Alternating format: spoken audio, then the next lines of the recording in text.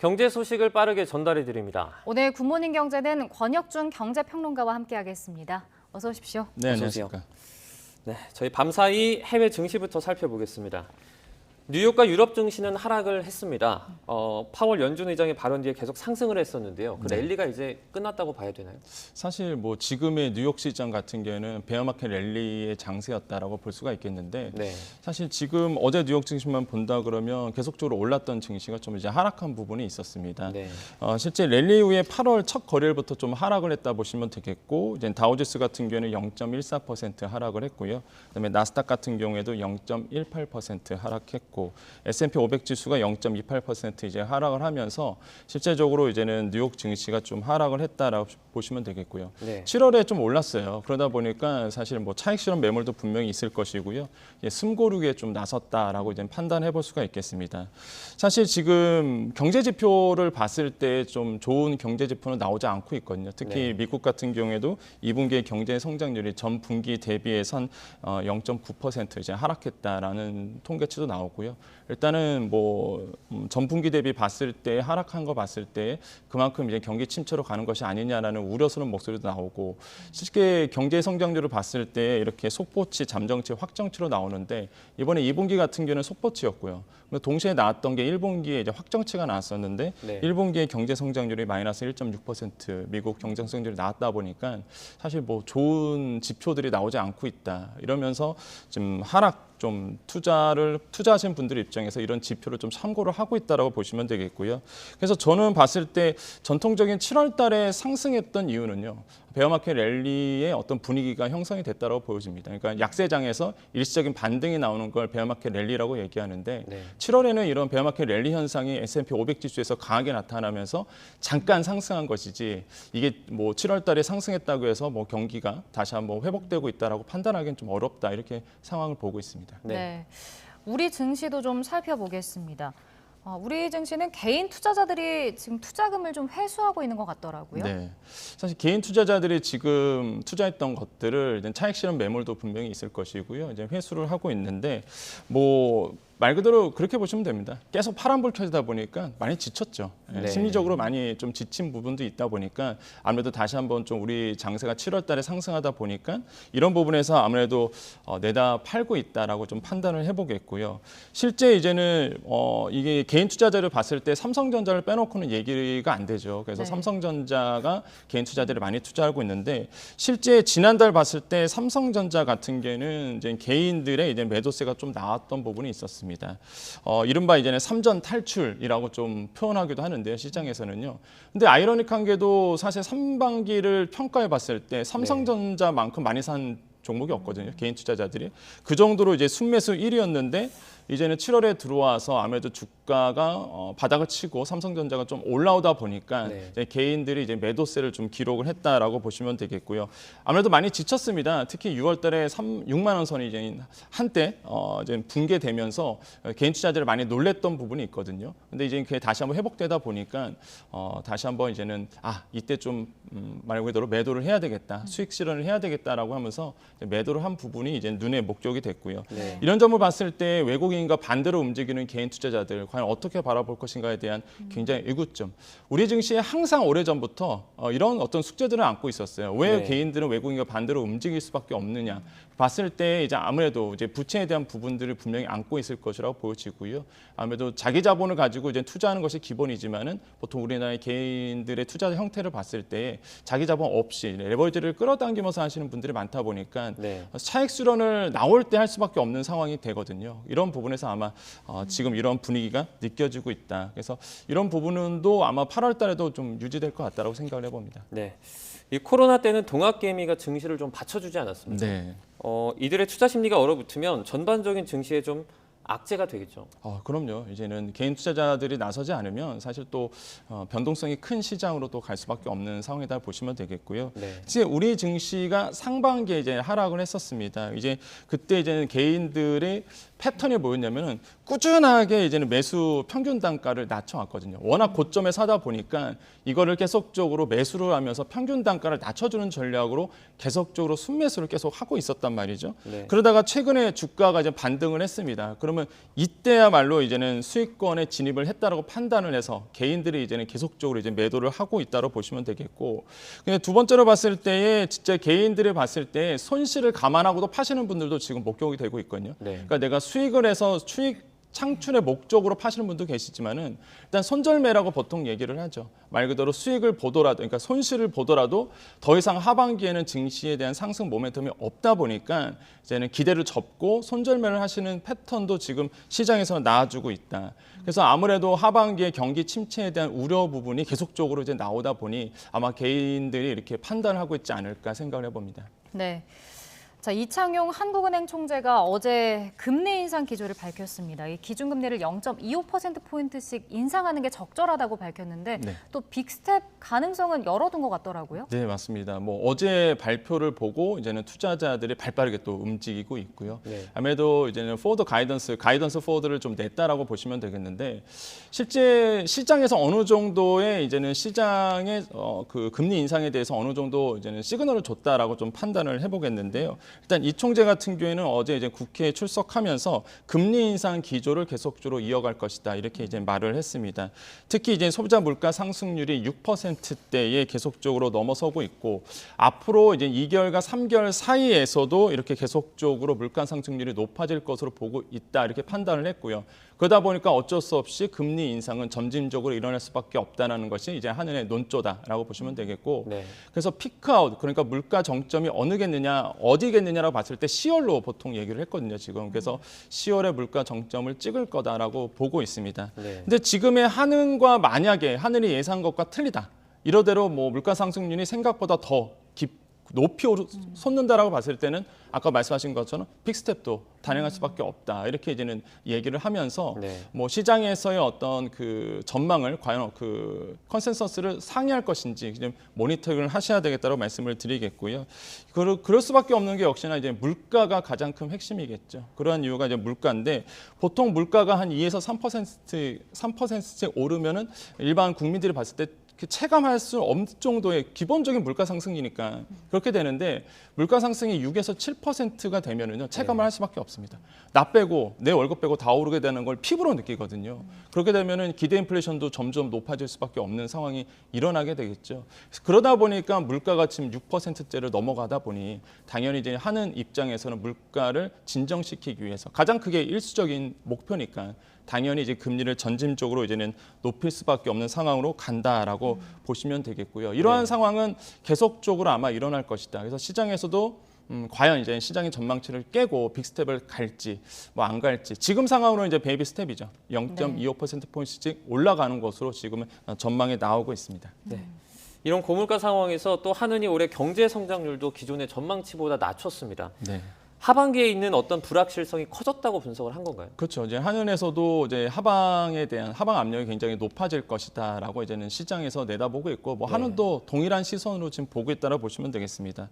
올해 경제 성장률 2.7%를 지금 소폭 하회하는 이제 전망치를 내놨거든요. 네. 사실 얼마 전까지만 해도 한은의 한 연구 소원은요, 사실 2.7% 가능하다.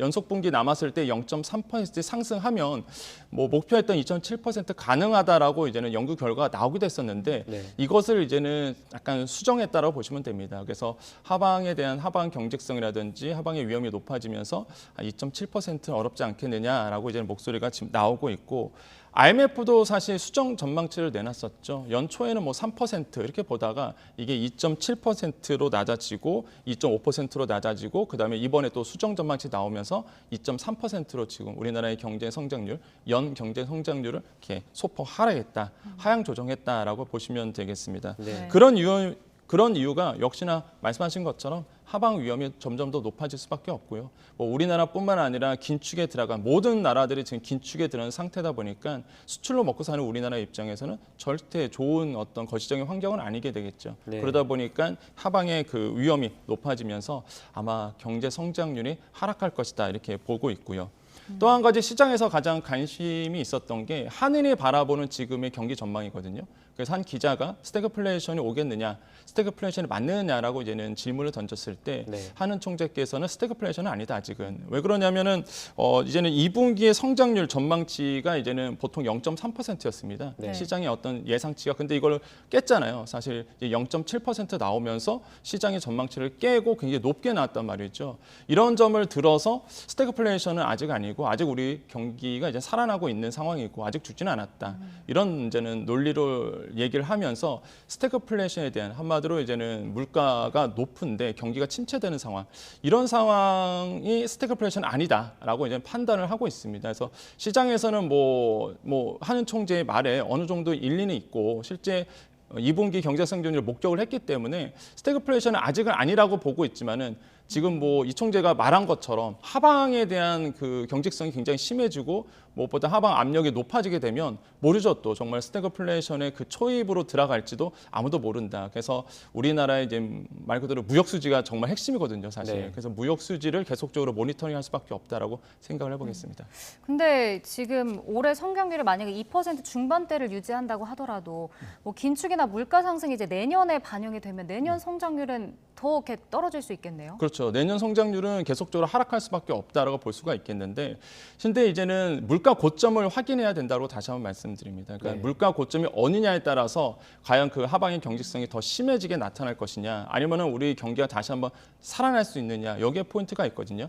사실 펀더멘탈은 나쁘지 않습니다. 우리나라의 뭐 반도체가 지금 굉장히 좀 떨어지고 있어도 사실 반도체 수출도 늘어나고 있는 부분도 있고요. 특히 수출 부분이 약간 뭐 2분기 와서 좀 떨어진 부분이 있겠지만은 그래도 수출 잘 되고 있거든요. 그래서 그러다 보니까 이제 무역 수지가 이제 그래서 좀 문제가 되고 있는 건데.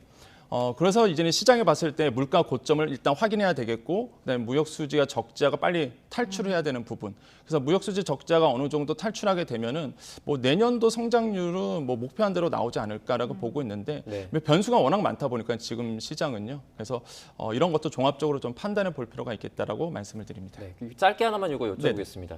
혹시 내년도 성장률을 좀 전망한 수치 같은 것도 있나요? 지금 사실 시장에서는 변동성이 워낙 심하다 보니까 네. 아직 구체적으로 나온 지표는 사실 없습니다. 네. 근데 항상 지금 본다 그러면 이제 3%대의 성장률을 좀 하고 싶다라는 희망사항을 항상 나오고 있는데 네. 사실 이번에도 마찬가지로 2.7%의 목표는 이루어지지 못할 것으로 지금 보고 있거든요. 네. 네. 그래서 지금 봤을 때 전쟁이 어떻게 빨리 끝내느냐. 지금 전쟁이 생각보다 장기화되면서 원자재, 뭐 원유 다 오르다 보니까 예상의 전망치를 모든 게 깨졌거든요, 지금. 그래서 과연 우크라이나 전쟁이 언제 빨리 끝나느냐 이런 문제도 있었고 또 한 가지가 러시아가 이제 가스를 가지고 유럽을 위협을 하고 있는 부분이 있습니다. 네. 그래서 뭐 물론 전쟁과 맞닿아 있는 부분이겠지만은 이제 유럽의 이제 경기에 대한 후방 압력들 그다음에 무엇보다 이제는 유럽 쪽에서 좀 리스크가 많이 나오고 있거든요. 지금 시장에서 가장 주목하고 있는 게 남유럽 쪽입니다. 네. 지금 뭐 가스비가 워낙 오르다 보니까 사실 인플레이션율이 굉장히 심해지고 있는 부분이 있겠고요. 무엇보다 이제는 경제 체제가 이제 무너지기 일보 직전에 대한 평가가 지금 나오고 있다 보니까 네. 이런 변수들이 지금 시장에서 너무 많거든요. 그래서 이런 변수들을 다 확인한 다음에 아마 뭐 내년도 경제 성장률에 대한 시그널이 나오지 않을까 이렇게 판단하고 있습니다. 네. 네. 앞서 무역 수지 얘기를 좀 해주셨는데 어제 발표가 됐습니다. 넉 달째 적자를 기록했는데요.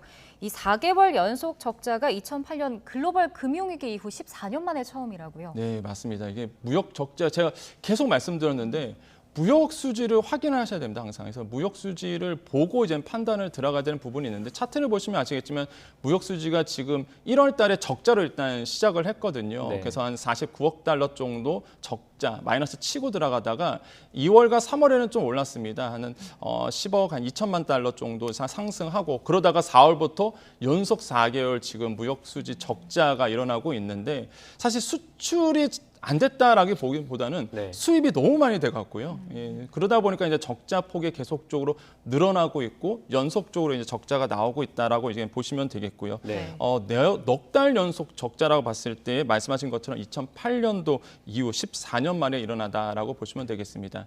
아까 말씀드렸지만 무역수지 적자가 왜 일어났느냐? 역시나 3대 에너지원이라고 얘기하는 이제 석유라든지 가스라든지 뭐 이런 것들이 지금 에너지원들이 굉장히 높아지다 보니까 네. 사실 당연히 이제는 우리나라 입장에서는 당연히 수입하는 입장에서는 뭐 3대 에너지원이 높아지다 보니까 당연히 이제는 무역 수입량이 증가될 수밖에 없고요. 사실 우리나라의 문제가 뭐냐면 수입량이 늘어나기보다는 네. 그대로예요, 사실 수입량은. 근데 가격에 너무 치솟다 보니까 3대 에너지원이 자연스럽게 이제 적자폭이 늘어날 수밖에 없는 구조로 가고 있고, 그래서 정부에서는 이런 얘기를 합니다. 야, 우리나라뿐만이 아니다 이거죠. 왜냐하면 우리나라랑 비슷한 이제는 상황에 있는 일본이라든지 대만도 마찬가지로 에너지원이 치솟으면서 이제 무역 적자가 좀 벌어질 수밖에 없다. 그러면서 이제 얘기를 하고 있지만, 그래도 이제 4개월 연속적으로 무역 적자가 일어나고 있는 거, 이런 거 봤을 때 좀 경계할 필요가 있다라고 이제는 볼 수가 있겠습니다. 네. 7월에 수출 같은 경우에는 9.4% 정도 상승을 했고요. 수입은 아까 말씀드린 것처럼 21.8% 상승을 하면서 한 46억 7천만 달러의 적자를 이제 기록을 했고요. 이런 거 봤을 때 아무래도 모니터링을 아마 지금 정부는 강화하겠다라고 얘기를 하고 있거든요. 네. 그래서 수출을 늘릴 것인가에 대한 고민도 필요하겠지만은 이 에너지원에 대한 뭐 말 그대로 다른 쪽에서의 수입을 늘리는 부분이 있겠지만은 사실 그렇게 쉽사리 해결된 문제는 아니라고 판단하고 있기 때문에, 그래서 지금 무역 이런 수지 적자가 장기간 지속될 가능성도 역시나 열려 있다라고 생각을 해봅니다. 네. 이 최대 무역 교역국이었던 중국과는 지금 3개월 연속 무역 수지 적자를 내고 있습니다. 네. 오히려 대미 수출액은 역대 최다를 기록하고 있는데요. 좀 구조가 바뀌는 것 같아요. 네, 바뀌고 있고요. 그게 또 미국과 우리나라의 어떤 기조가 아닐까라고 좀 생각을 해보는데, 네. 이제 차트를 본다 그러면 사실 미국 같은 경우에는 우리나라의 대중 무역 수지를 봤을 때 계속적으로 상승하는 부분 볼 수가 있겠고, 네. 중국 같은 경우에는 보시면 아시겠지만 5월부터 이제는 하락하는 부분을 볼 수가 있습니다.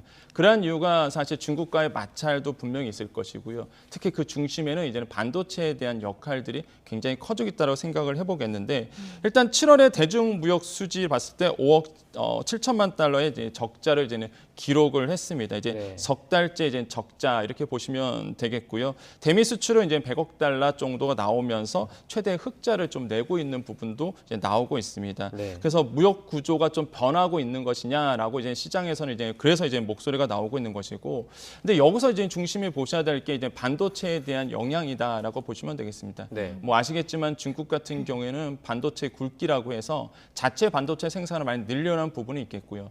특히 지금 이제는 미국 중심으로 이루어지고 있는 어떤 글로벌적인 어떤 재편들, 세력 재편들이 일어나면서 반도체 중심으로 지금 중국에서 수출이 안 되고 있는 부분이 눈에 가시적으로 보이고 있거든요. 네. 이런 점들이 아마 중국에 대한 무역 수지 적자를 더 넓힐 가능성은 앞으로 뭐 충분히 열려 있다고 보시면 되겠고. 네.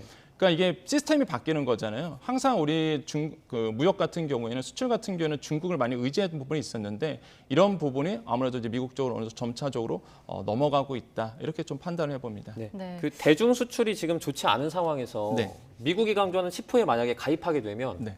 더 안 좋아지는 거 아닙니까? 상황이? 그럼요. 지금 뭐 중국에서 계속적으로 공산당 일간지가 경고를 할 정도로 계속적으로 우리나라의 정부에 또한 정치에 압력을 주고 있는 이유도 바로 그런 이유다라고 보시면 되겠고, 네. 아무래도 이제 미국이 재편하고 있는 세계 질서에 우리나라가 이제는 편승하게 된다 그러면 중국이 경고한 대로 우리나라의 반도체 수출도 막힐 것이고요. 또한 우리가 K-팝으로 해서 사실 파생되는 효과가 굉장히 많았거든요. 네. 특히 화장품에 대한 수출이 굉장히 많았었는데, 지금 뭐 이미 아시겠지만은 K-팝이 막히면서 사실 모든 수출이 다 떨어진 상태입니다. 네. 그러한 연장선에서 실제 뭐 미국이 중심으로 하고 있는 뭐 글로벌 세계 질서에 우리나라가 편입하게 된다? 연장 계속적으로 갈 수밖에 없고요. 그만큼 이제 중국의 수출은 더 줄어들 수밖에 없고, 중국과의 지금 고민일 거예요. 지금 정부는 중국을 어떻게 우리가 바라봐야 될지, 지금 정권이 바뀌면서 중국에 대한 시선이 많이 바뀐 상태거든요. 네. 이런 상황에서 과연 우리가 정치적인 영향, 그다음에 이제는 경제적인 영향을 어떻게 밸런스 있게 조절할 것인지. 그래서 일각에서는 중국을 더 이상 이제 그러니까 외면할 수는 없는 현상이다라고 현실을 인정해야 된다는 목소리도 나오고 있고요. 또 네. 한편으로는 미국에 대한 세계 질서의 만약에 개편에 내가 동참하지 않으면 우리나라가 그만큼 글로벌 기조에서 떨어져 나갈 가능성이 있다라고 판단하기 때문에 아마 정부의 고민이 굉장히 좀 심각하게 느껴지는 부분이다라고 생각을 해봅니다. 네. 자, 요즘 날씨 뭐 비가 오늘도 계속 내리고 있는데 더위는 가시지 않고 있는 것 네. 같아요. 지난달에 전력 수요가 역대 최대를 또 기록했다고요? 네, 뭐 지난달에 워낙 더웠었고요. 그다음 워낙 찌다 보니까 사실 에어컨도 많이 트시고 전기를 이제 많이 쓰신 부분이 있겠는데 7월 최대 전력이 이제 87,000메가와트를 이제 기록을 했습니다. 그 정도로 사실 많이 썼고요. 지난해 이제 동월보다 한 1.4% 늘어나면서 그만큼 전기를 많이 쓰고 있다고 보시면 되겠는데 그러한 이유가 이제 거리두기가 해제가 됐습니다. 그래서 상가라든지 또 기업 안에서 또 전기를 많이 쓰게 되고 또한 개인 소비도 이제 많이 늘어나면서 또한 개인들도 또 많이 이제는 전기를 쓰게 된 부분이 있겠다라고 보시면 되겠고요. 지금 시장에서는 이런 얘기를 합니다. 이제 더 늘어날 것으로 보고 있기 때문에 이제 블랙아웃에 대한 공포가 지금 시장에서는 느껴지고 있거든요. 네. 2011년도에 한 번 있었습니다. 블랙아웃이 한 번 있었다가 그 당시에 이제는 대규모 정전이 될 것 같으니까 네. 정부가 순차적으로 끊어버렸거든요. 그래서 뭐 그때 엄청난 혼란이 있어 왔었는데 뭐 이번에는 블랙아웃까지는 안 가겠지만은 그래도 지금 예비 전력이 10% 이하 같은 경우 떨어진다 그러면은 문제가 될 가능성이 있습니다. 그래서 이것도 정부가 지금 유심히 이제 챙기고 있다라고 보시면 되겠고, 그래서 산업부는 이런 얘기를 하죠. 그래서 원전의 역할이 그래서 중요하다라고 이제는 얘기를 하고 있고 여름철 전력 생산에 어느 정도 원전이 기여할 것이다라고 시장에서는 보고 있습니다. 그래서 네. 이번에 이제 전력 수급이 아마 이번 여름에 또한 가을까지 가갖고 가장 핫한 어떤 이슈가 되지 않을까 좀 생각을 해봅니다. 네. 네.